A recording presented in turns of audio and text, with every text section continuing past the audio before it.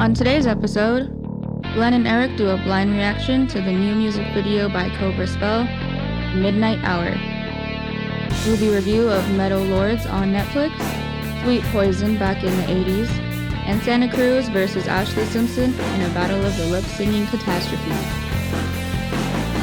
Okay, I'm done. Coming to you from one of the most resourceful, independent, and badass generations of all time. Welcome to the Gen X Brothers Podcast. Join Erik and Glenn, two half-brothers that make up one hell of a show.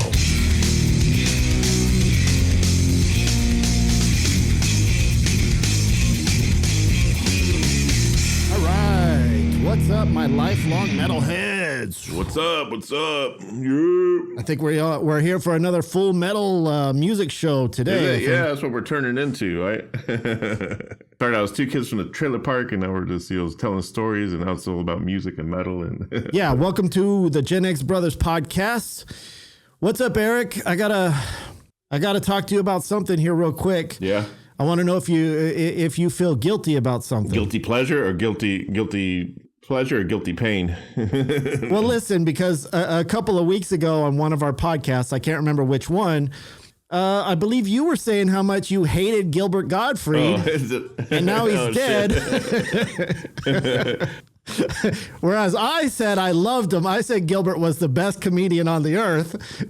No, I was just wondering how you felt about that. I don't know if I don't know, obviously don't hate him, but No, you didn't say you hate. I'm exaggerating. I'm exaggerating. I just never found him really funny. I just found him kind of annoying, but he definitely he well crafted his art form in a way that made him very famous. And I did pay tribute to him on Facebook. Well, he had a character. I mean, I think that's what's cool about the old school comics is they actually developed a character and stuck to that character. I know I loved him on Howard Stern show. I mean, I used to love his interviews, and he has his moments where I'm I think he's funny. I did a little RIP on Facebook about him, and I said, yeah, I wish I would have took advantage of your cameo, but I just don't want to get yelled at for 5 minutes or pay $100 to get yelled at for 5 minutes.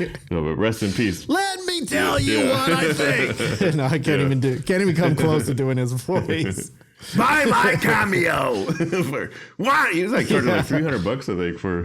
Well, I just love that he used to be the Affleck duck, he got fired from that job because he made a hurricane joke after one of the hurricanes. It was the stupidest joke he ever did. That was the beginning of cancel culture right there, because it was people need to leave the comedians alone. It was like the dumbest joke about a hurricane, and he did it at a nightclub. He was just testing out material. He wasn't even he didn't even know he was being filmed, because what comics do is they go out to clubs and they kind of test shit out and see what gets a laugh and what doesn't. And that's all he was doing. And somebody posted it, and then all of a sudden he got dropped from the sponsor Affleck just for testing out some material about it wasn't even that bad of a joke about hurricanes or something. So I don't know. It was in poor taste, of course, but that's what comics do, man. But he should have went, "This is just a test." Warned everyone. So I think that makes 3 because I don't know if it goes with actors or it's just celebrities in general, because Bob Saget was the first one. Yeah, well, I guess when you think about comedians. Yeah, Taylor Hawkins, and then, so I don't know if they combine them or if it's 3 comedians and 3 acters or 3 musicians. Well, I don't know what the fuck it is. Will Smith, because he's pretty much dead. Just kidding. But he wasn't really his funeral was last month. His career's dead, so we can count him as dead. Dun, dun, dun. No. And Chris Rock, but I guess you could say. So there's Bob Saget. When you talk about comedians, I think there was a third comedian that somebody had mentioned. I remember on Facebook when this is like a bad month or bad year for comedians. But I remember they said it was Gilbert just now, Bob Saget, but there was a third one. I can't remember who the third one was. So. And it's always weird when they die from something like that, because immediately I look it up to make sure I don't have that disease and shit. Because he suffered a lifelong disease. I didn't even know he was sick. I didn't even know Gilbert was sick. Well, I guess it was like a muscular thing or something like that gradually takes over your body, and it deteriorates your immune system and shit or what. I don't know those specifics, but I do know, like they said, that it could have been caught earlier in his 20s or 30s. And one of the symptoms is not being able to climb a flight of stairs without losing your breath. So I immediately went up the stairs to my house just to make sure a couple times. I was like, oh, am I feeling that? So nope, I don't have that disease. So I'm okay. As selfish as I am, I had to check it for myself. How do you even get tested for it? I wonder. Like, I guess you'd have to. Well, that's what I mean. You have to notice the symptoms, and then they can help you out early on. But we'll miss you, Gilbert, even though we didn't like you. Man. No, just kidding. Yeah, we liked you as a person. I just wasn't, like I said, I just didn't find the comedy. There was nothing comedic about it. It was great for what it is. Just it didn't make me laugh. Like, oh, like what he's saying is funny. You know. I'm more of a. I mean, I'm more of like, for comedians. For me, it's more like situational comedy or comics that tell stories, and that's kind of like my thing with comedians. The ones that have like a certain kind of act, except for Carrot Top. Carrot Top busts me up when when I see him. He still plays here in Vegas, man. I don't know. That dude's a fucking. He's a fucking plastic surgery anomaly, man. But he's a weird guy. Love the Dave Chappelle's and the Cat Williams type comedians. Well, I just thought I would ask since we talked about it and we spoke about it before. So, but the main thing we're talking about is fucking Metal Lords, right? Is that the name of it? Anticipating Metal Lords on Netflix. Created by the co-creator of the Game of Thrones TV series and Tom Morello. Yeah, I saw that. Tom Morello was an executive producer on it. And they had a cameo from, like Rob Halford and Kirk Hammett. That was my favorite. So it was Kirk Hammett, Rob Halford, and who else was in there? I'm trying to think who were the other two people that were in it. The guy with the beard from Anthrax, and then... Yeah, which is Scott Ian. And who was the other guy?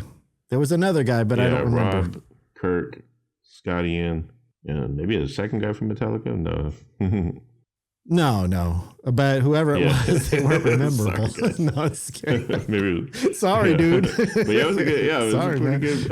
It had its hits and misses for me. It wasn't like I was expecting it to be a little bit more real as far as the metal aspect of it, because you got the kid in black corpse paint, but. And it's like post. That's kind of what you're selling it on. Post death metal, but the song didn't sound nothing like death metal or anything. Tom Morello did all the music for it, but Tom Morello's a metalhead, Well, that's what I kept hearing him saying. Oh, death metal. But then the song was just like a metal. It was like a but typical also like post metal, which is also cool. It post death metal. I know there's a lot of different genres and subgenres, so maybe I need to go and look up some post death metal and see maybe that's what they're doing these days, the kids or whatever. I think if I was like around 20 or younger, I'd probably really love the movie. Like it's designed for kids, it's designed, it's a nice love story, it's a nice metal story, but me being older and seeing all of that I've seen, I'm like, okay, I kind of, I wasn't as excited, but it was still good. I mean, that was my hopes for it. My hopes for whether I liked it or not was that it could inspire a kid that sees it and inspire them the same way I was inspired when I would see movies like that, back, especially when you see a movie like Crossroads and you see Steve Vai going at it with that kid, with the Ralph Macchio. And how old was I when that movie came out? Was that an 80s movie or 90s? No, that was 80s. That was like 84. That was at Steve Vai's height, I think, right before he did put out that big solo album. He was doing Alcatraz, right? I think, was he in David Lee Roth at that? Might have been right before he joined David Lee Roth, too. But I watched that. I still watch it today. In fact, I watched Crossroads not more than a month ago. I watch it at least 2 or 3 times a year, man. I love that movie. I watch it again. Like every time I feel like listening to some blues, I put that on and it inspires me, and I go, fuck yeah, man, this is I can still watch it without ever getting bored of it. I don't know why. It's just one of those movies that you watch as a kid and it just kind of fucking stuck in your head, man. But with Metal Lords, it's a movie that is really well needed, whether how well it's done or not. It's just we just need a movie like that these days, especially with rock and metal being kind of canceled out of like the Grammys and things like that, and just the oversaturated pop music that's out there now. And rock's always going to be the underdog. Rock's always going to be the villain. Metal's always going to be the villain. And I think that's what kind of makes metal. That's why you love it so much, because obviously if it was like Christian music, you'd be like, oh, what the fuck is that? I wouldn't want to be a part of that. So I guess there has to be an element to it that nobody likes, because the more people, the more that the general public doesn't like something, the more I like it. Yeah. So, and hopefully there's more people out there like me that like shit that's, kind of not exactly pure and innocent and stuff. But I did love the love story between the two kids. I thought it was kind of, it was cute. The chick that played the cello, I don't want to give away too much, but and that kid's a good actor. I saw him he was in the Apple TV series called Defending Jacob. Yeah, it was a show where he was accused of murder or something as a kid, and his father was trying to defend him. His father was played by the guy that plays plays Captain America. Really good series if you have Apple TV, called Defending Jacob. But that kid was like the main kid of that. That's right. I was thinking, where have I seen that kid before? I had to Google him. I thought it was Harry Potter. I was thinking maybe he was one of the kids in Stranger Things, but he's not. Yeah. But the metal kid himself, he was cool. But I mean, I don't know if the character was supposed to be high strung like that. It felt like his acting was a little bit forced. But at the same time, I've known kids like that. Remember back in the day, you always have that one metalhead kid that's just fucking metal.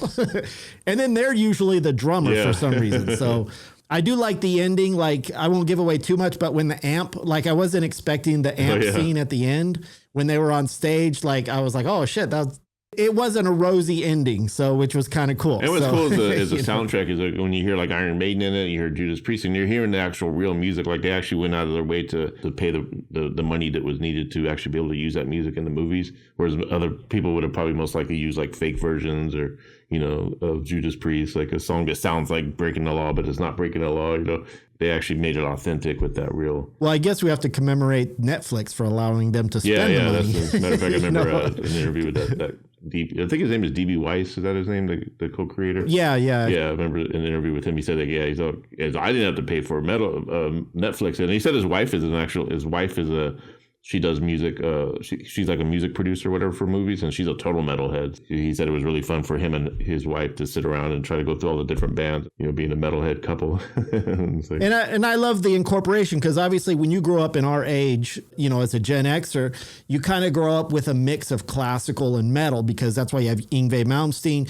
And so that mix with the cello and with when they did War Pigs. Yeah, I thought that was pretty badass how she did the War Pigs on the cello. I love that. That was like really cool. And then when she came out all metalled out and shit, it's just like, I've seen her in the other shows too. I can't remember where I've seen her before, but I've seen her in some other shows, and she's kind of a unique looking actress. But I definitely, I don't know, after I watched it, it definitely brought up some childhood, I don't want to say trauma, but it brought up some childhood memories of growing up. Where did we fucking grow up? In Atwater, California. In the little trailer park, Murphy's Mobile Trailer Park. And back then, you didn't know what metal was really until you found MTV and Motley Crue, and you had like all these fucking... My first exposure to Motley Crue was, I don't know if you remember when we watched TV and there's and we had the antenna, right? So you had to fix the antenna, and there was channels. If you flip past 13, there was a fuzzy channel. But if you got the antenna just right, you'd get which a Canadian version of MTV was called Much Music.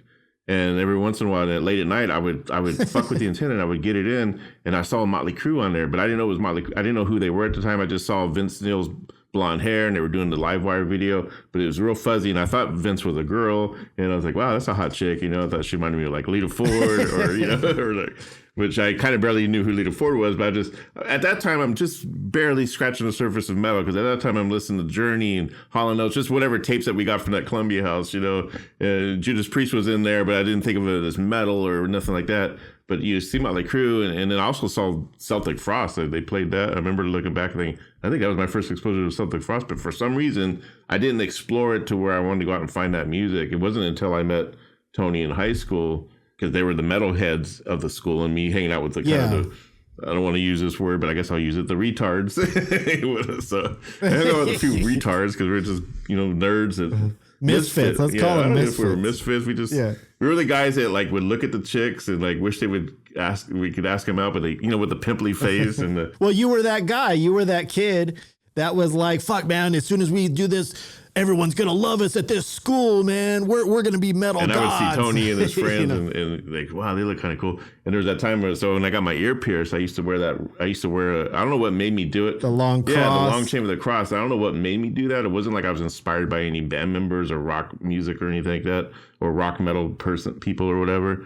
I was really into Spicoli, because I was wearing the Ocean Pacific clothes, and I was walking with the cutoff so I shirt. think after Ridgemont High, Fastened to Ridgemont High, after seeing that, I would try to walk like Spicoli, and then so I'm wearing that long cross earring, and that's when Tony noticed it, and that's what made him come up to me and say, dude, I like that earring, man. It's fucking cool. Him and Lee Hardy. Like, and I'm hearing rumors about Tony and Lee, like how they used to lick poop in their, like they'd take a dog poop and lick it and shit. Like that was like the big talk around school. Like, yeah, those guys are crazy, man. Lee Hardy, man, he ate a piece of dog turd. And so I was like, oh, do I want to hang out with these guys? But then they invited me into the real freaks. Yeah, they invited me into their little world. And that's when Tony asked me if I play guitar, and the story from there was like I lied and said I did, and that's when I came home like, Grandma, or like when you had that guitar or whatever, and I ended up getting it. yeah. You tricked me out of my guitar for Bark at the Moon album. Like, you traded me. I just saw Ozzy Osbourne that year too. Like it was like in March of that '84.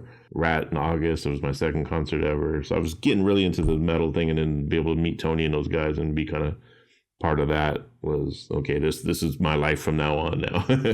and I think when in Atwater, if anybody knows Atwater, California, it was pretty much an Air Force town. So it was filled with fucking, I don't want to say back then. Nowadays, most military guys are total metalheads, but back then, military guys were just straight edge fucking.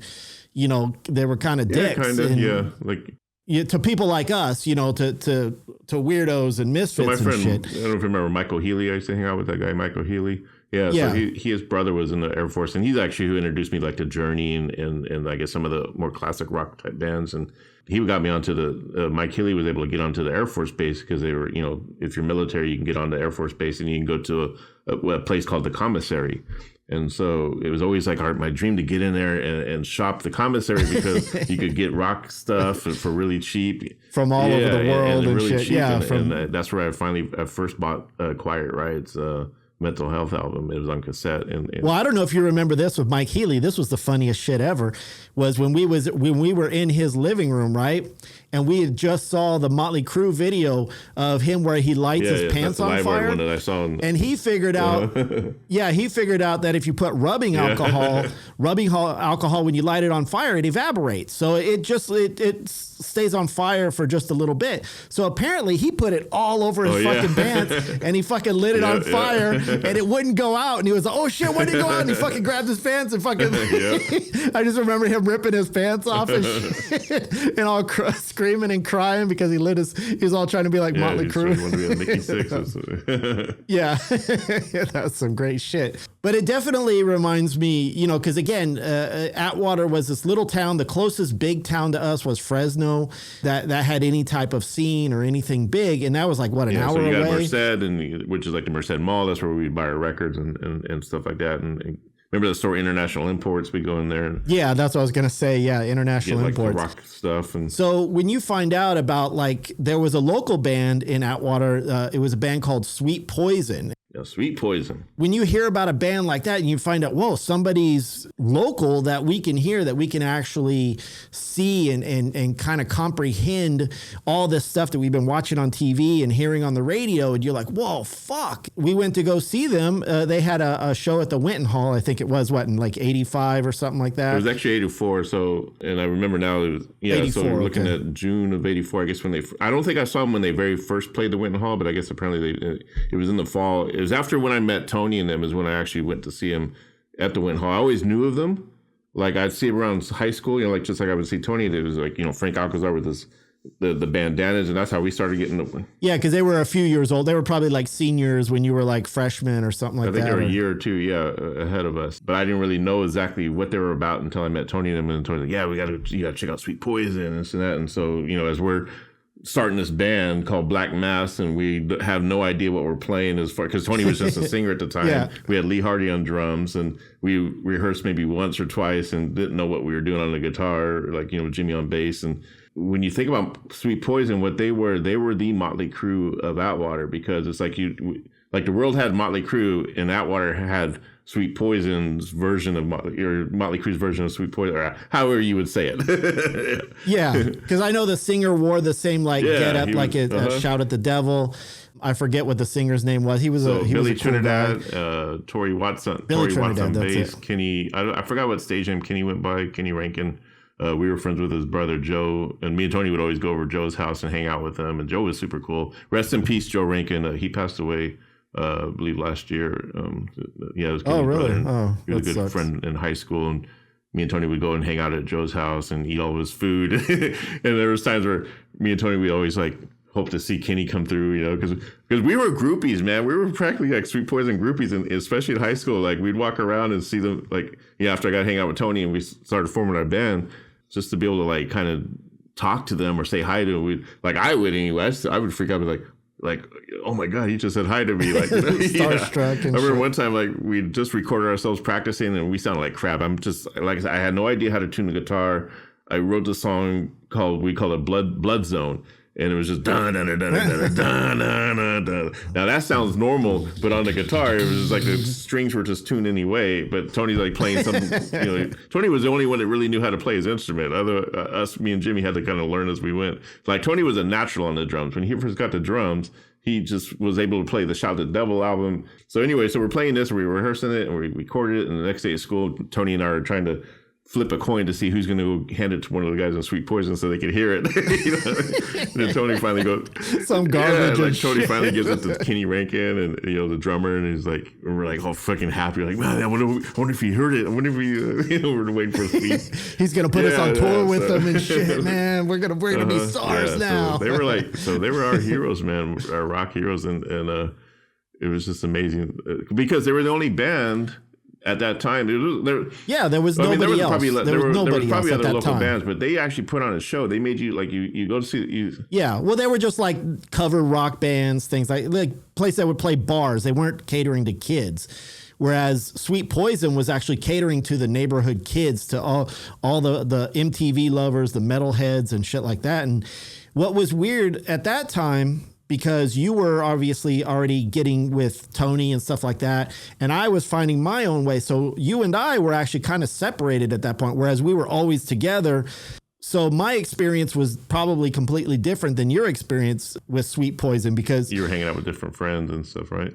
Yeah, because obviously at that point you were a teenager. You didn't want anything to do with your little brother. You were like, no, fuck that shit, man. And I was like, okay, I'm gonna go find some fucking drug addict metalheads. But we did have you as our photographer in the beginning. Remember, you took those pictures of us? Yeah, I was 10 years old when that happened.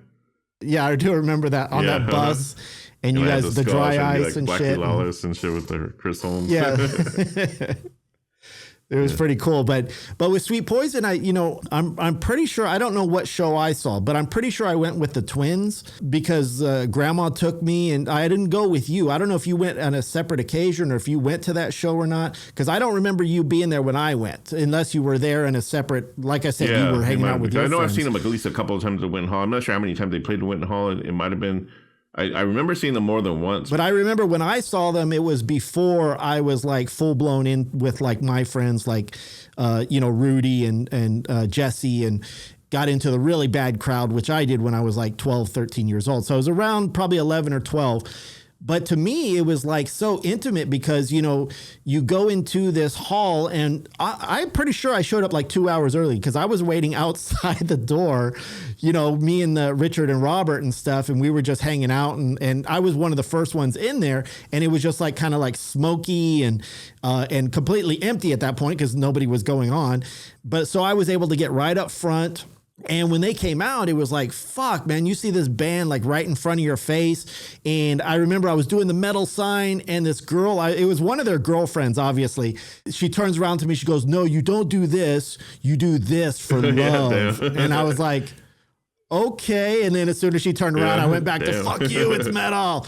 But the best part of that show is Kenny actually threw his drumstick out, and I think I was there. So I do remember that. So I might have been at the show, that same show, because I do remember you. I remember that happening to you. That I caught the drum. Yeah, because that drumstick was like a fucking gold fucking bar to me, man. Because I held it. Because what was so cool is that it was beat up and it was fucking ripped in half, and it was played. So it wasn't just like a drumstick you go to the music store and you pick up. That's what I was used to seeing. You go and you kind of mess around. You go, oh wow, and then you see, whoa, somebody actually played the fuck out of this. It was beat to shit, and I'm pretty sure I kept it all the way up into my 20s when I lost a box moving from place to place. I lost a box of all of my Tony still has shit. all that stuff. He still has the original, the demos, they autographed the demos. So one of the cool things going to the Sweet Poison concert at the Winton Hall was And the reason why they made it such a spectacle is they had the dry ice, they had the image, and even though they were playing covers mostly, then they eventually later on started playing their own originals, and that's when everyone was really freaking out. Them playing the covers. And matter of fact, the first time I ever heard of a band called Riot, I never heard of Riot before. They used to do a song called Swords and Tequila, and it was by a band called Riot, and I never heard that song. The first time I ever heard that song was Sweet Poison's version. So then I hear the real version later on years down the road, and I'm thinking, this is nothing. Sweet Poison was way better. It's like, but Riot's a legendary band, and that's what they looked up to. But the fact that they, but that's what's weird, how something sticks in your head just like the way, that. like Mike Dunn, like he was super tall, and just the way his stage presence. They all had stage presence. Once we turned into changed our name to Will-O-Wisp in like 86 or 87 or whatever, and we finally started kind of playing and being more progressed in our ability to play. We always modeled ourselves after Sweet Poison's shows, because when we couldn't play the Winton Hall for some reason, we didn't know how to book it or something, but we rented out that women's club in Atwater, and that was us. And so we sort of felt like, okay, this is our Sweet Poison moment. Having the crowd there and the dry ice, and even though we were definitely different musically, but we did the covers, but we would do covers like, because at that point, music, by the time you guys got to Will-O-Wisp, which was like 3 or 4 years later, music had changed already so much. It had evolved so much between 1984 to 1988, or it just expanded that fast. I mean, it was just growing. And I remember, like crazy. So one thing I also took away from Sweet Poison, and I still to this day, is when I write the word thanks, I always like THANX. And I got that from Frank Alcazar, because when he signed our demos, because they did a little meet and greet after one of their shows at the Winton Hall, and they had their demos, and so they would all sign it, and he would write, and he wrote, thanks for coming, or whatever he wrote on the thing, or whatever, and he wrote thanks with the X, and I thought that was the coolest thing, and so I ripped that off from him. Right on. Hey, influenced. Yeah, there was just a major influence. To this day, I still think of them. Even though we're kind of friends now, like especially on social media, we talk and stuff, but even when I talk to Mike or Frank on social media, I still feel like I'm talking to like Nikki Sixx or Mick Mars or Vince Steele. It still feels nostalgic. And they're still larger than life to me, even though we went on and they did their thing and we went on and did our thing as Will-O-Wisp. Well, I think for me, this is what it was for me. And on my end, I mean, Sweet Poison, that was like the start of the Yellow Brick Road. After seeing them play live, that's when you go, oh shit, I want to do that. I want to find some way to fucking be in a band, be on stage, and have people scream and fucking do the metal sign to me. So if it wasn't for Sweet Poison, I wouldn't have had as much drive as I did to ultimately end up in a shitty band like Will-O-Wisp. Definitely me, Tony, even to say we contribute Sweet Poison as being a big influence on us in the very beginning, because again, they influenced a lot of us, especially after they kind of left the scene. All of a sudden, all these local bands started popping up, and it was us with Fatal Rage, which is a death metal band, and I forgot some of the other ones that were around town, but it was all about, okay, we got to put on a show like as if we're playing in an arena, because that's what Sweet Poison did. Like they acted like they're playing in an arena. Like they made you feel like you're already going to go see Motley Crue live or Rat or one of your favorite bands at that time. And which is one thing that Frank used to do, and I still to this day love it, and I fuck around with it with my tremolo bar at home. Remember when he would do his guitar solo and he would do that dive bomb with his tremolo bar, and it'd be like, like it would just be like, and he would shake it, and I swear to God, you could feel the ground shake when he did that. And I thought that was the coolest motherfucking thing. Well, which was weird. Like later on, like a few years later, when I was getting into a bad crowd and I was hanging out with Jesse Krimpa or Jesse Floyd and Rudy, and his dad was basically a drug dealer and shit. And I was 13 years old, 12 to 13 years old. I was fucking snorting coke, fucking hanging out with all these fucking weirdo people. Like on a weekend, I would go to at least 10 or 20 parties. Like I was jumping from party to party.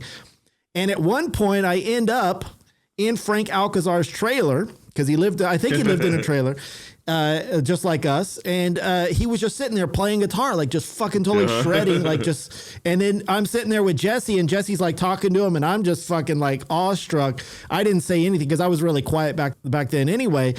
Frank is just like, and I was like, holy shit. And I was just like, my mouth was open, and I was just like, holy shit. And then I didn't even really comprehend it. And then we left, because Jesse was like, okay, let's go to another place. And I was like, okay. And it was just like such a weird experience, like that so happened surreal. To same with Frank. It was like I went to some girl's house and we were just friends. We weren't dating or nothing like that. But I don't know if he was dating this girl or not. But no, I don't think he was, because he always had because to this day he's with the same girl he was with in high school. Like they're married and stuff. Like him and Kenny, I think, are the two guys that they're with the same chick that they were with in high school. But I remember being at his house and Frank was there. He was just hanging out too, and he was just playing guitar, and I was really nervous, and I was like, do you know how to play that song by Rat Lay It Down? And he's like, yeah, but it's very hard. It's one of the hardest things. And he was trying to show me how to play it.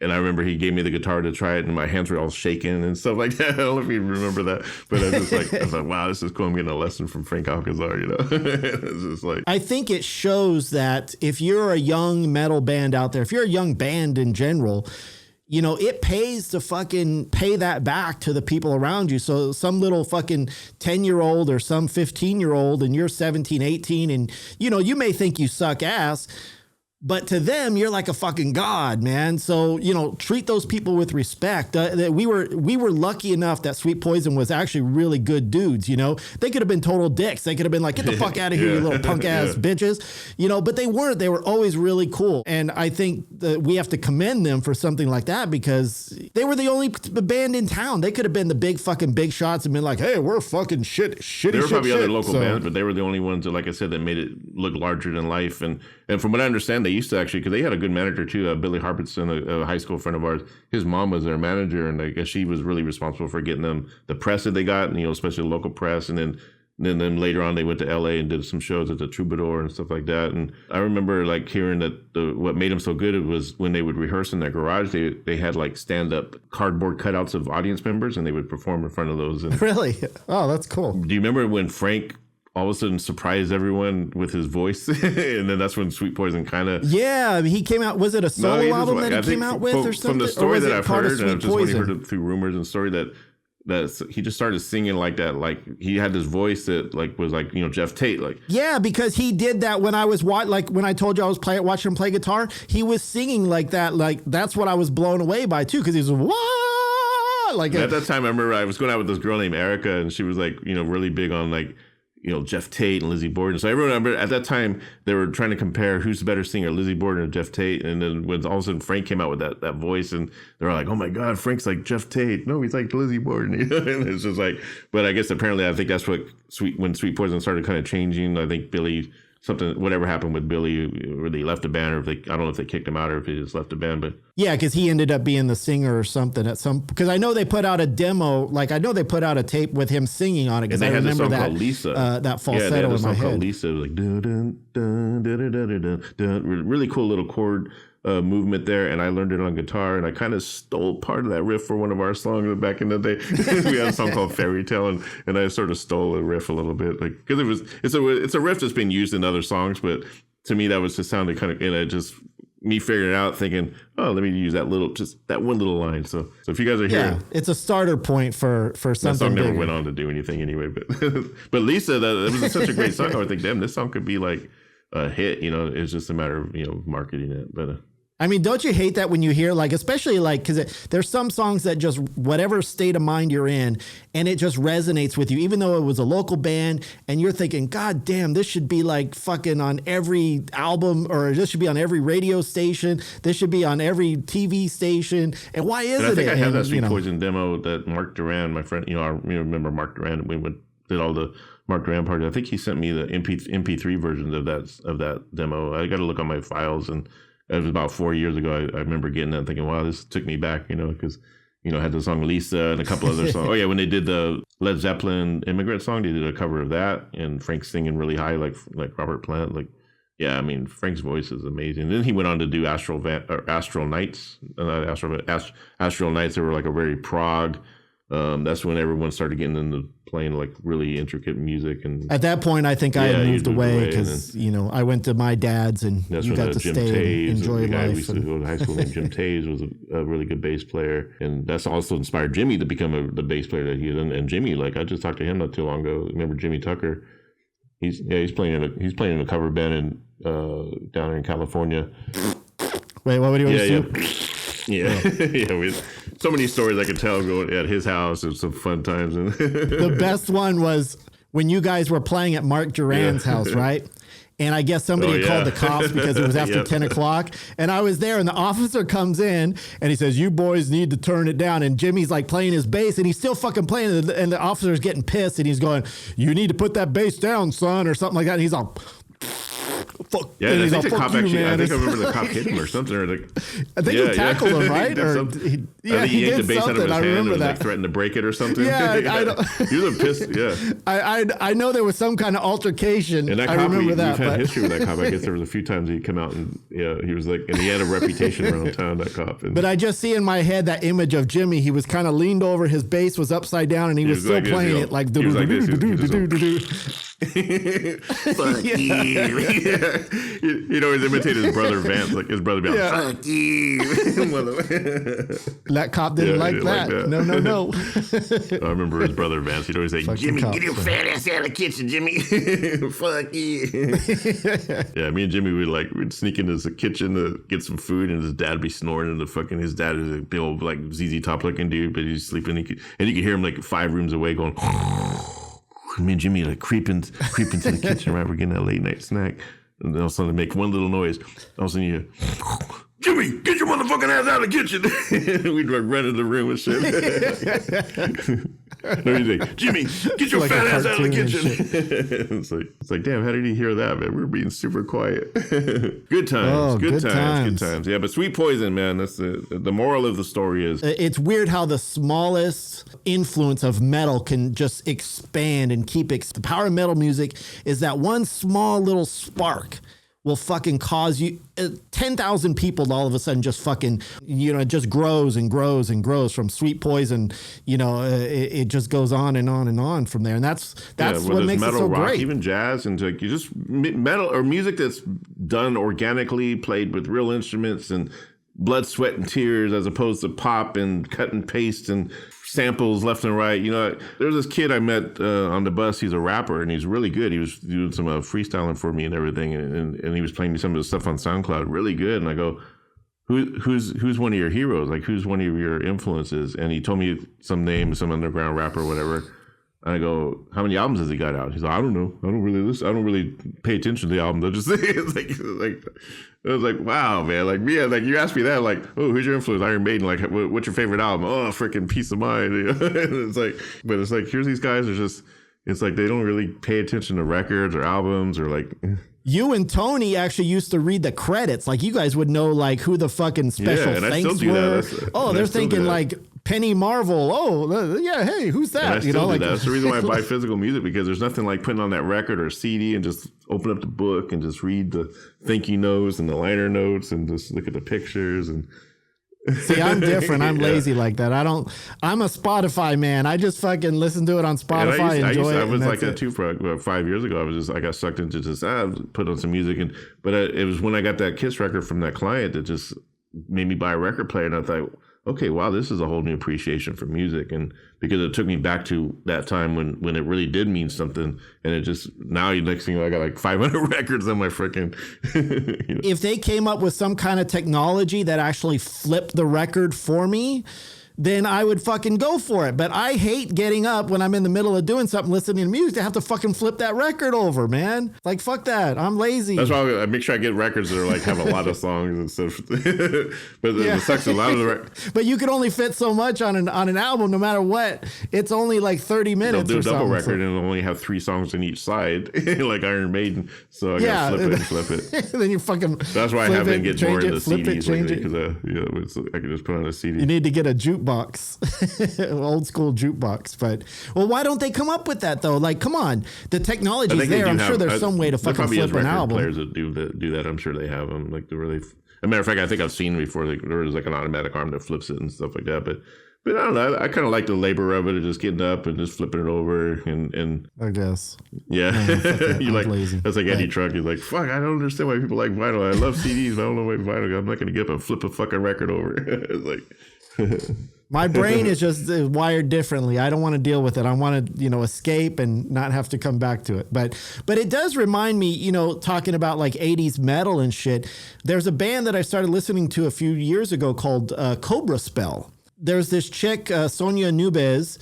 If I'm saying that right, she's a guitar player on Instagram and shit. And then that's how I started listening to her, because she would, do these shredding videos, which was really cool. And then I found that she was in the band. It was the weirdest thing. It was their first album, I think it was called Love Venom. And I was working on a project in the garage, right? And I put it on Spotify. I put it on play, and then it was only 4. I didn't know there was only 4 songs. I said, well, let me check out the album. I'll put it on, and I put them on. And I was in the garage. Working for at least 2.5, maybe 3 hours. And that album was on repeat the whole time, and I didn't even fucking notice it. That's how good the album was. It kept registering in my head, and most of the time I would get sick about, okay, I need to change the fucking album at this point. I'm sick of that song. I'm sick of this. But with them, it's just the right fucking element of 80s metal. It just fucking resonated with me, and I love that album. And they just came out with a new album.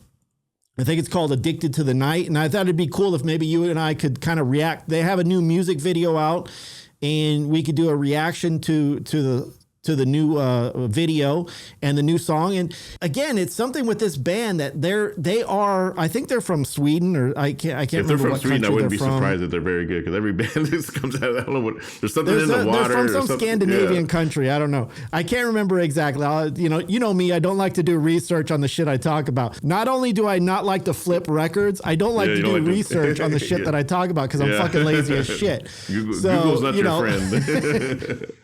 No, Google's my enemy, the motherfucker. Yeah, so I haven't heard this band, Cobra Spell. You were telling me about them, and I as I was mentioning before, we started the show. Is like I come across them in my feed, but it was one of those bands that I'll click on them later, because the little JPEG or the thumbnail looked interesting, and again, I thought it was like a female singer, but I guess it's a female guitar player that's in the band. Yeah, I thought it was like that first album. I thought it was a female singer too, because I'd never actually seen the other band members other than Sonia. When this new album came out, I kind of they have a video out and stuff like, so their presence is more known. I was like, wait a minute, that's a guy. If they're on a label like Napalm or Nuclear Blast, Metal. No, I have no idea. I don't. Later. Like I said, I don't read the footnotes you do. So here's the thing. So we're going to do this reaction. And if I like this band, because that's what I always do. Here's how I test if I'm going to buy their physical music. I used to love streaming music, and is really convenient. But now I use streaming music to preview if I'm going to like a band, because that's how I discover a lot of new bands. And I encourage everyone out there to just, if you think rock is dead, then get out from under that rock you're living. Because go on YouTube or Spotify, wherever you stream music, and just look at something that looks interesting, like a band's name. That's how I would go by. That band's name looks interesting. Let me click on it and see what it is. Or the artwork of that album looks interesting. Let me click on it and see what it is. And if you like it, then you might like it. If I like it enough, I'm going to look for their physical music, because I think it helps support them, because obviously they don't make shit off streaming. But I definitely want to have their music in my collection, and because me being a music collector. Well, that's the benefit of streaming, really, is to be able to sample different things without having to waste any money. And it's convenient when you're out on the bus or walking around. You can just pop it in your headphones. But for me, I use it mostly for just to discover new music, and that's how my record collection built up to 500, because most of that music is just me clicking around on YouTube and thinking, oh, that band sounds interesting. They look good, and they have a link for their physical music, and they have I used to just want to just do vinyl only, but I've gotten to where, like I said, I'm to the point where I'm doing cassettes, where I always hated cassettes, but so if I like this after today, this Cobra Spell, I'm going to purchase their record if they have it. And you should too, out there, metalheads. But I think you guys are going to like it, because I don't know, I really dig them. I really think they're the perfect element. Let me tell you something. When you see this and you hear this, there are so many things that could have gone wrong. They could have turned out completely cheesy, because they have like the denim jacket. They have like the fucking, like total 80s. Everything works perfectly together. The music is perfect. It's well thought out. It's well played. It's well produced. The singer is fucking amazing. The singer reminds me of some old Japanese bands I used to listen to with the falsetto. Like I can't remember the band, but there was this Japanese band that we used to wear kimonos. Yeah. So the past few years, I've been noticing a lot of bands doing the 80s type of stuff, and I've been kind of separating the two versions of what I come across. I'll come across a band that you could tell they're just doing the 80s thing because they think it's coming back, and even though they're I see, and they're our age or their yeah. younger generation, they're like, they go through daddy's records and they say, oh, let's be like this because 80s is coming back, so let's sound like the 80s. But then you got the guys who really are influenced by 80s music, just like a lot of us bands in the 80s were influenced by the 70s music. And well, no, because if you go on, because like I said, I've been following Sonia for a long time before she started this band, and everything that she did was like Rat and Motley Crue and Def Leppard and shit. So she's authentically influenced by that music. So yeah, so seems like it to me. And that's how, like, it's not just some which is true, because jumper. if that's how it comes across to you, then it's most likely real that she's actually being authentic. Whereas me, I could tell if it's not, and most of the times I do come across bands that are authentically influenced by the 80s, and that's why I buy their music, because I really like what they're doing. And if you think about the 80s, it doesn't like the 80s ever have to leave. It's just you just gotta. It's just always going to be around. It's just a sound, basically.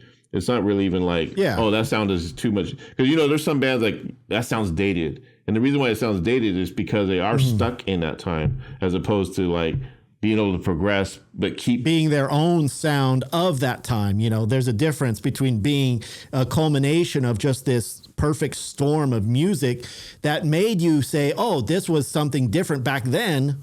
It's still something different even today, Because it's like you listen to Judas Priest and you're still like, there's nothing else like Judas Priest. There's no they have their own sound, that's Def Leppard or Iron Maiden. Iron Maiden guitar, there's nobody that can sound like Iron Maiden. The guitar shit that they do with the bass lines running through it, Black Sabbath, there's nobody that it's just like, one example would be Skid Row. Like, they had this singer before, they had this new singer that's really good. I mean, I think they finally found a singer because they've been going through singers like left and right, but the singer before them, it made them sound like they were still stuck in the 90s. And, Skid Row is always going to have that 90s sound, that 90s rock, this hard rock or whatever. But this singer that they had before, it made you feel like, this guy's like singing in some like club. It was like an imitation of, made him look like sound like a club band, and, the long hair.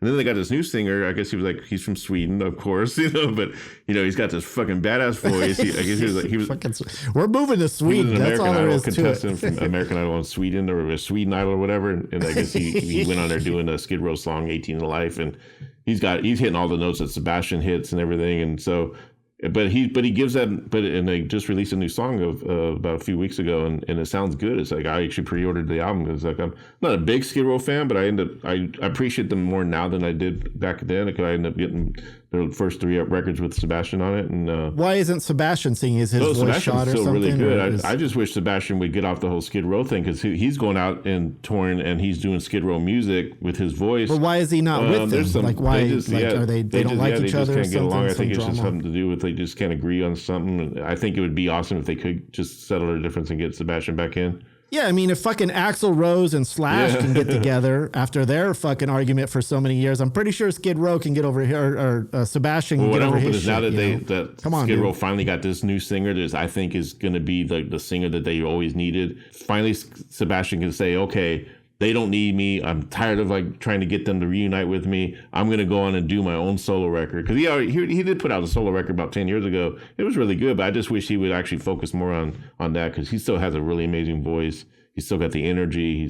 I have him on TikTok. He's funny as hell. He's always doing some goofy shit. I'm always tweeting, like, dude, you need a Sebastian Bach TV show, man. Yeah, he does. I would watch that all day long. Well, let's listen to this Cobra Spell. Let's check it out. Let's see let's see if Cobra Spell can take us back to the 80s. Because if anyone can tell you, it's us. Let's see if they inspire me to want to play guitar and join a band. Yeah. Let's see if I can get under the Cobra Spell.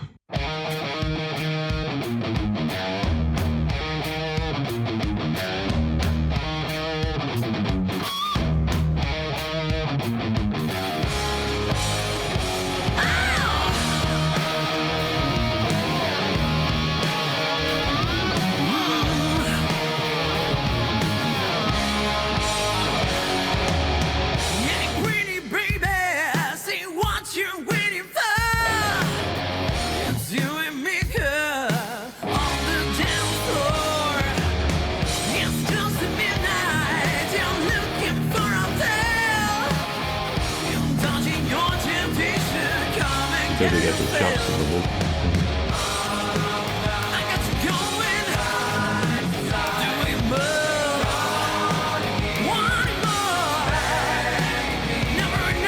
But you can see they have like that total like leopard print, the jean jacket. It's just like the guitar even. Oh yeah, that note right there, man. This is more like, for me, when it comes to 80s, this would be more like 88 to maybe 90.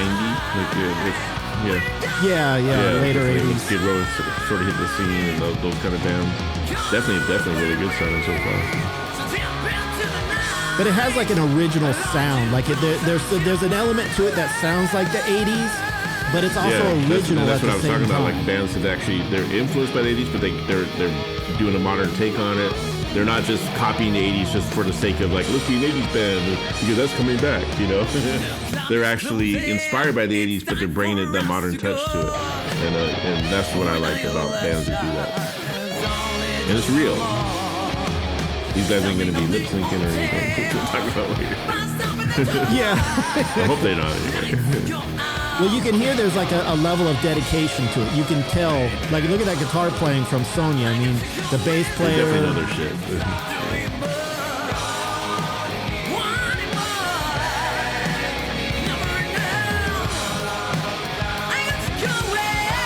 I love that falsetto vocal like that. Like, that's what takes me back to like right there. That's just fucking, to me, it's just like, I love that. There's a lot of bands that could try to do this style, but it just doesn't sound authentic and it sounds dated.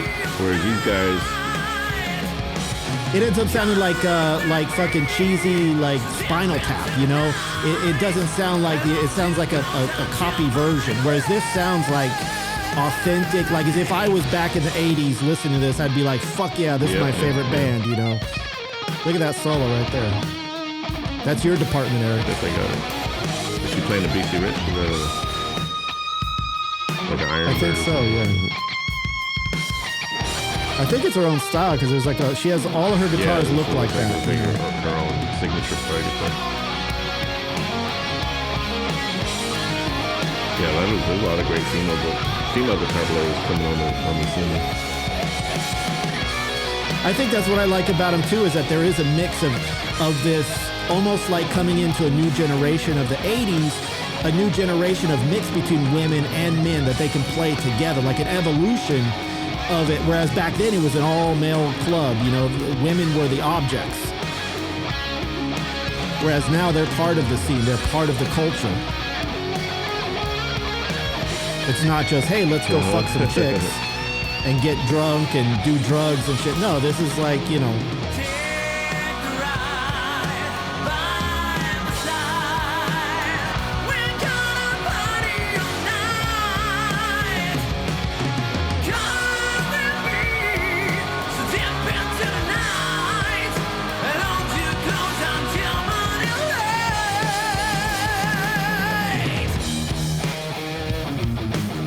I love that riff.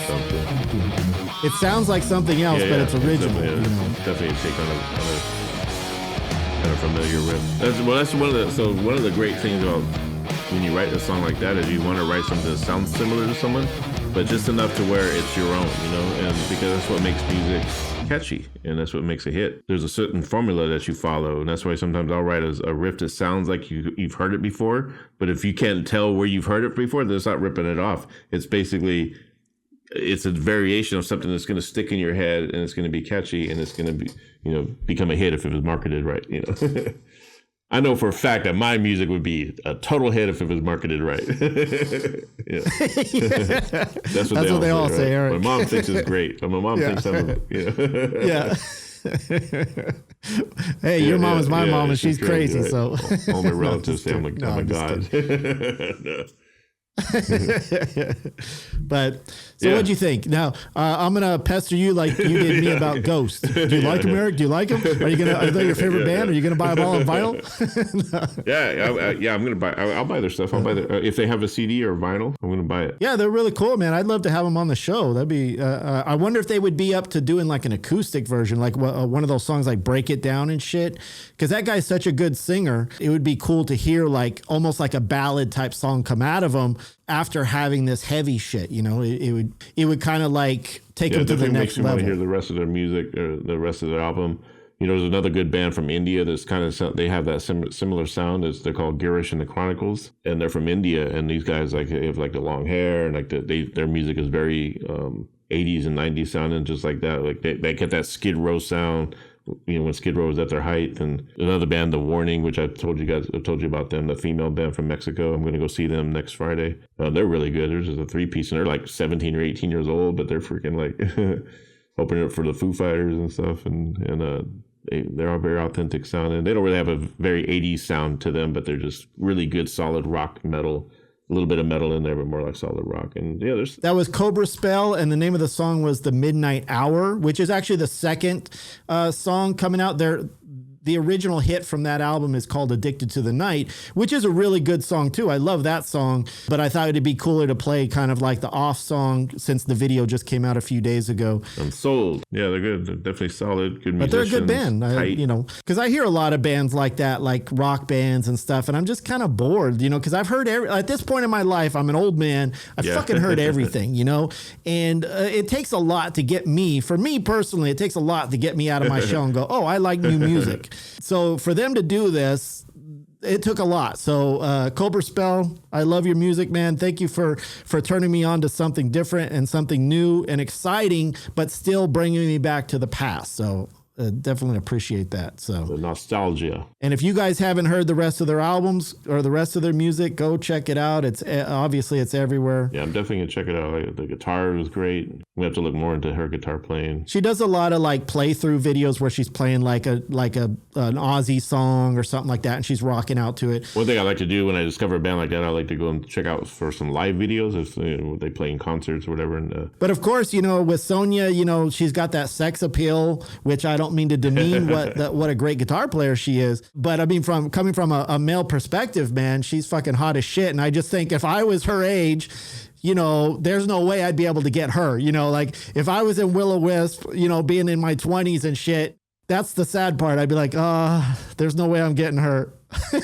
But wasn't there this chick in Atwater? Wasn't there this chick that you guys all like idolized where she played guitar? So that was Linda Bergstrom, and she was Linda Bergstrom. That was it. We always thought she was the Lita Ford of Atwater. She was. I remember when I went and hung out with her one time. Tony was like, "Dude, what was it like?" This and that. Yeah, she was a cool chick. Yeah. She was, but the only thing about her is she had this crazy boyfriend called James Van, and he had these rich parents, and I was actually good friends with him, believe it or not.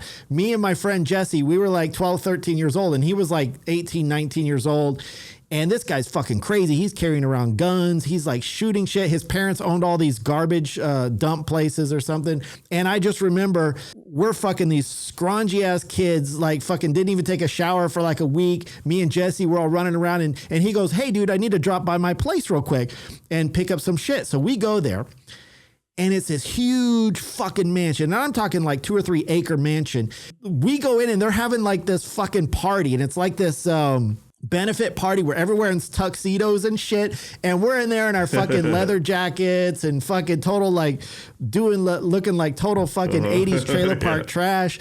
And we're just eating me and Jesse are like eating the food. He's all, "Dude, just go have some food. And I got to go get my shit." And we're just crashing this party with all these fucking rich people, and everyone's looking at us and shit. And we're just eating all the food and trying to little kids fucking trying to get the hell out of there. Yeah, I'm surprised. But yeah, that guy was crazy as fuck. I hung out with Linda quite a bit of times because she lived right down the street from the trailer park, and she was in that little house in Atwater, and never nothing sexual, and there was never like I if I remember correctly, I don't even think I really cared to have, like, when you meet up with a chick like that, you're thinking like, "Oh, I hope I get laid tonight." But with her, it was more like, let's just hang out and just talk guitar and talk music and watch movies. That's what we would just watch movies at her house. I remember watching like Eddie Murphy's with that movie The Golden Child or something. Yeah, I remember we watched that at her house or something, and I'm surprised I never seen that guy come around or nothing. Or like I'm surprised like he didn't like, because I know he was very upset. Yeah, you're lucky too, because he probably would have fucking beat the shit out of you just for no, because that's how he let me hold his gun, and he's like, "Oh dude, point it here and shit," and he was one of the people where I ended up like hanging out with him. I ended up in the middle of Snelling on a fucking Hell's Angel compound where like there was like 20 or 30 aquariums filled with scorpions and tarantulas and shit, and they were making some drug deal, and I'm just a little kid, fucking 12 years old, hanging out with them and shit. He would just drive us into the middle of the fucking the middle of the night in the middle of like nowhere, and then he would just park the car and then he would just take off. Like he would just run into the middle of the trees and shit, and we're like sitting there, what the fuck's going on? And he would come back and start yelling and screaming and shit. Like the dude was fucking he was a cool guy. I remember, because Tony had a big crush on Linda, and like I said, he used to like kind of trip out when I'd hang out with her. He'd be like, "Oh, what was it like?" Or did you do it with her? And I go, "No, I'm not into that. Do with her." I think I had a girlfriend at the time too. But I remember it was her, and she had a drummer named Diana, who was a drummer. And I remember that band Madame X came out where it was Maxine Petrucci and Roxy Petrucci was the two sisters, and the bass player with the really big hair. And I remember me and Tony even at one point were like, "Yeah, it'd be cool if we get them to join our band. Maybe we could be like Madame X, like." But I go, "Yeah, but Diana played drums and you played drums. Like, who's gonna like him?" Yeah, he's not giving up that slot. She's just fantasized about it. Like, yeah, we'd be like Madame X. Oh, good times in the 80s. Yeah. Good times. But nothing says disappointment about metal music than the next band we're about to talk about. Fucking Santa Cruz, Under the Gun. Tripped me out, like they're from Finland, but like I wonder what made them think of the name Santa Cruz. It's like, did they visit this? Yeah, that is when I first saw that, I was like, Santa Cruz, what the boardwalk one day, and thought, as a tourist or something, and like, oh, we got to call our band this, Yeah, you don't name your band after a fucking city, man. It's like, hey, my band is called Phoenix. Other than Boston, like, is there any other bands that? Yeah, Boston. That's the only one that could get away with it. I'm trying to think of our band names. Yeah, my band is named Detroit. Yeah, Los Angeles. Portland. Yeah. I got Hollywood, man. I'm the Hollywood band named Hollywood. Portland.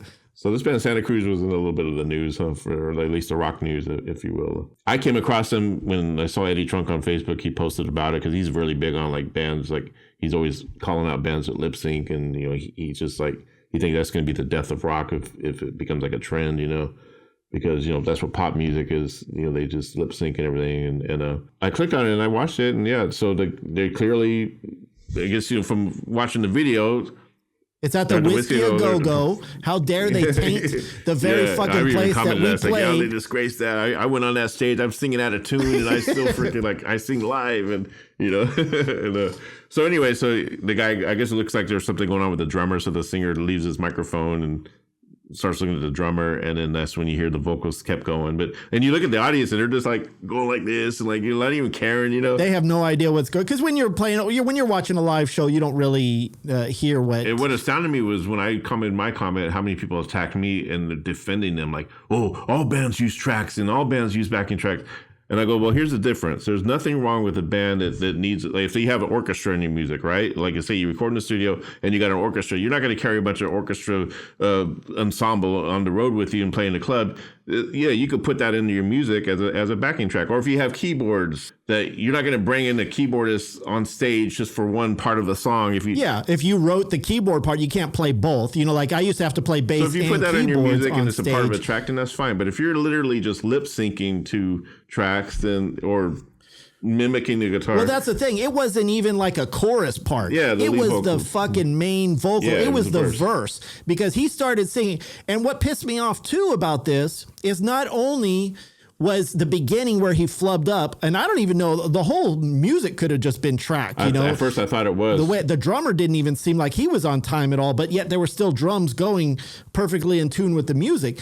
But at any time, he could have jumped back. Any smart singer, like when you play that song, when you play a song before you go on tour, you play it like fucking 5 million times. We practice, what do we practice? 5 days a week, 2 or 3 hours a day. You know that fucking song. So even if you fuck up the lyric, you can catch up like a few words later. But no, the fucker just gave up altogether.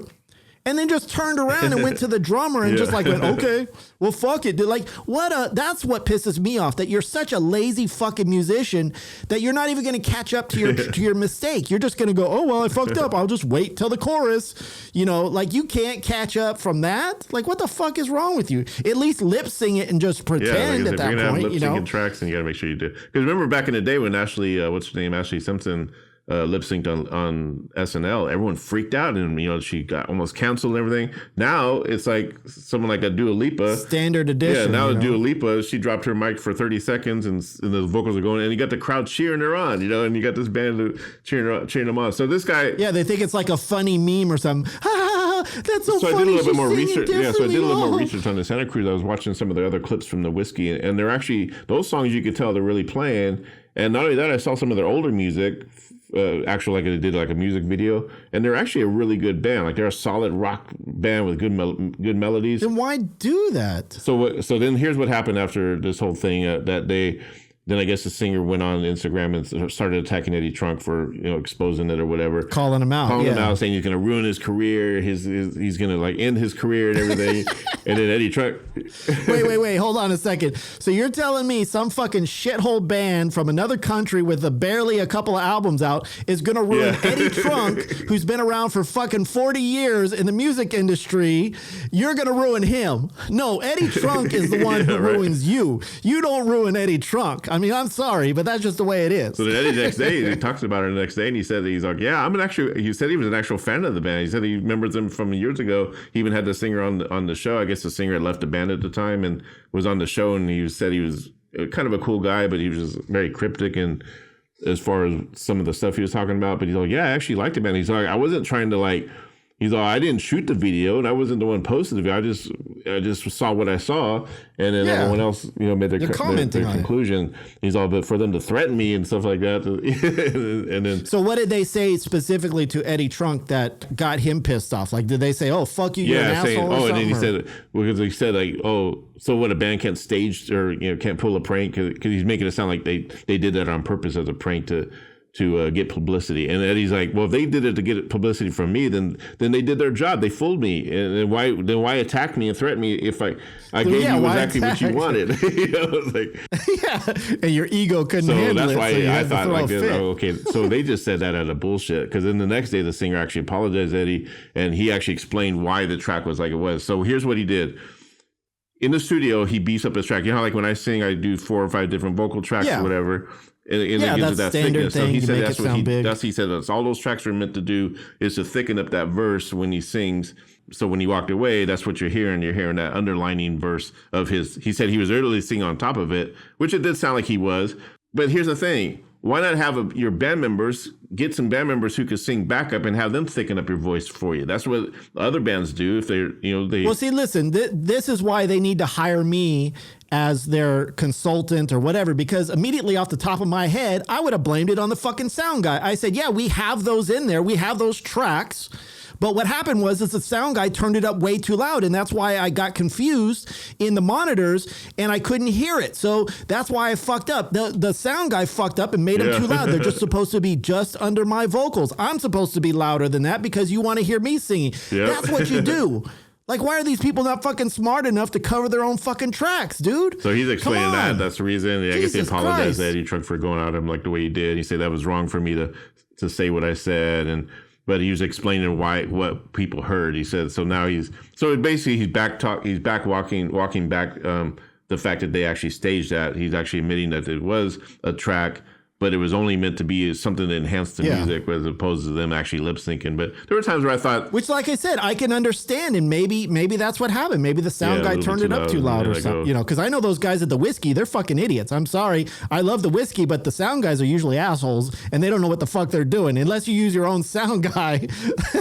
They were always fucking dicks to us because they would always make my keyboards way too loud. They would always fuck up the bass sound. They fuck shit up for us all the time. But maybe that's just because they hated us. But that could have been a different story. Yeah, and the guy's playing guitar, like, he's trying to prove that he's a real musician, and he actually is a really good guitar player. Like, well, maybe it was just an innocent mistake, and he didn't know how to handle it. Maybe there's an English barrier there. Maybe he didn't understand the translation. At the end of the day, they probably whatever record they have out, they probably sold some records, and they definitely got their name out there, and so kudos to them for that. Or sold some records to be burned, but too bad you can't burn Spotify nowadays. I'm gonna stream it and then burn it. But as far as bands and lip singers, like I said, it's leave that to the pop people to do that, and rock music needs to be live. Metal is for live music. That's what you go to a fucking metal show for, to hear. Like, I love Queensryche, and when I saw Queensryche open for Metallica back on the Operation Mindcrime tour, you would think that they were lip syncing and everything because it sounded so much like a record, but it's like they weren't. And I was thinking, but I kind of didn't. I enjoyed Metallica more because you could hear Metallica just really kind of flubbing here and there, hitting some bum notes here and there. But I did love what Queensryche did. That, you know, I loved what they did. At the same time, I got more out of the Metallica because it was raw and really heavy.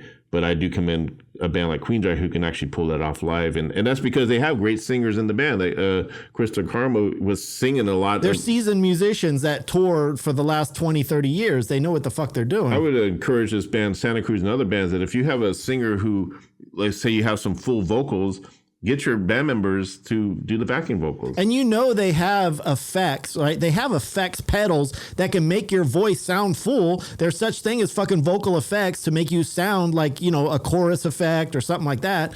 You don't have to do that. Yeah, and to touch on Ghost, Eddie Trunk mentioned that he talked to Tobias like a long time ago at a festival, and they were talking about bands using tracks, and Tobias was like, I need to get to that point where I don't have to use tracks. I guess back in the early days, because he had all the different backing vocals going on, where he actually did that. And Eddie Trunk remembered that when he said that, he's like, yeah, I guess maybe back then he was using tracks. But you hear Ghost now, he's actually got musicians on stage that he hires who can do those vocals and do all those backing vocals. He's got the females and the... Well, listen, I can understand that for an intricate band like Ghost. I can even understand it for a pop band. The reason I can understand it for a pop band is because they're singing and they're dancing, like they're doing like a dance routine. So I can understand why you would have a backing vocal to kind of follow with, because you're out of breath and because it's a little bit more difficult, you know.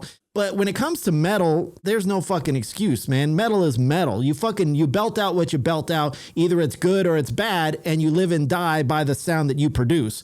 That's metal music. And the only time lip syncing was really acceptable too was in the 70s and the early 80s, when Kiss would have to go on like Solid Gold or like a TV appearance like Kids Are People Too. Well, that's what I'm saying. When you're doing something that's a production value and you're doing a TV thing. You lip sync it just because you want the performance to come across really good. Or if you're at like I said, I think I made this reference before, when you're at the Macy's Thanksgiving Day Parade, you know, you're out and it's fucking 20 degrees below zero, you know, it's a little bit harder to produce or make things go. So, you know, you have a track to kind of do that to fool the audience, but you're not tricking people that paid $30, $40 for a ticket to see you. You're fooling people that are watching something for free, and you're gaining new fans.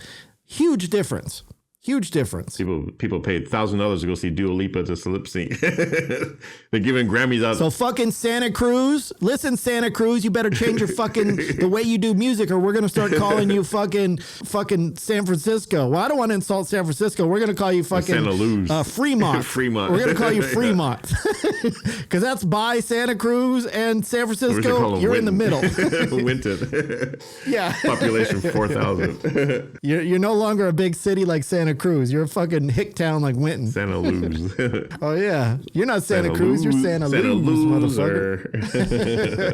Yeah. There you go. But for the record, they do sound good. Like their studio stuff sounds like when I went back and listened to it, I was like, okay, you know, I don't know if I'd buy their. Well, yeah, if you got 30 musicians playing under you and shit and rewriting the shit, we don't know what they're doing behind the scenes now. I can't trust them.